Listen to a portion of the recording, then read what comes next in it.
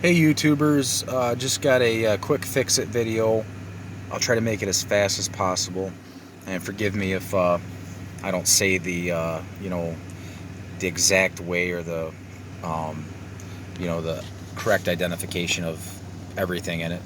Basically, 2008 Dodge Grand Caravan emergency brake light will come on after 10 seconds after I start the vehicle. Brake light comes on about 10 seconds. I counted it like 1001, 1002, 10 seconds every single time. I'd shut this vehicle off and then turn it on. 10 seconds later, the brake light would come on. So I've already fixed this problem, but I just want to give you an example. So I'm actually turning it on with the parking brake and then shutting it off. So when you do this, if your brake light's on and you have the same problem I did, so this is what I'll do. I'll start it. See how the brake light illuminates? The brake lights and all your lamps, all your mill lamps there on your cluster will light up. That lets you know that, hey, all your lamps in there are working correctly. Then they immediately shut off. After 10 seconds though, if your parking brake comes on, well, you got a problem. So what I did is to help determine that what the cause was, I did a little research just to make sure. So your parking brake, emergency parking brake, the number two issues is either your parking brake, it has some issues with the sensor, and or it is your master cylinder. Specifically, there's a sensor that clips into the bottom of it that when your fluid gets low, it turns on. Well, my fluid was not low. So what I did is I tested it with a multimeter.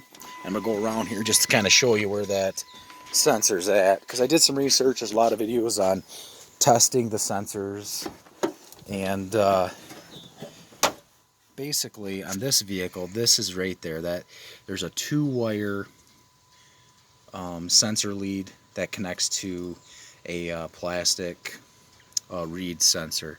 Reed sensor is just the name of that type of sensor, where when the two contacts inside the sensor close, it creates a voltage path, amperage can flow, and it will light the sensor on your dash. Basically, if your fluid level goes down, there's should be some type of magnet material inside the float. It gets to the bottom, and then that magnetizes the sensor and allows the two metal contacts inside it to touch, and then it turns on your emergency brake light. So I tested it. It tested good. This was the problem. Once it tested good, I was like, well, that's not the problem. So I went and searched out all kinds of other things. I was going through wiring and looking at the brake, had all the lights out and the bulbs out in the back. But it's not that. What it was is, when the sensor tests good for no continuity, which is basically your sensor is open, which you want it. If the sensor has a voltage path or allows DC current to flow through it, then it will turn on. It means your master cylinder fluid is low, and then it's going to illuminate the emergency parking brake on your dash. However, if you have a defective one and you test it, and it tests for no continuity and it's open, like that would be a good sensor, right?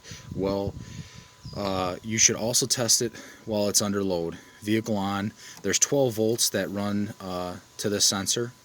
So when you test it with voltage, DC current, you are going to get 12 volts. When you test for continuity with the vehicle on, you should not have any continuity. If you do with the vehicle on, then you know the sensor's bad. The sensor's under load. It has voltage being applied to it. Mine just so happened to test. It tested good while the vehicle was off. It tested for no continuity, but it was bad. So $38, $38 to $40 at AutoZone or Advanced Auto, and that solved the problem. It just clips into the bottom of the master cylinder, and I'll try to get you a little bit of a look here. I'm going to rotate the camera around.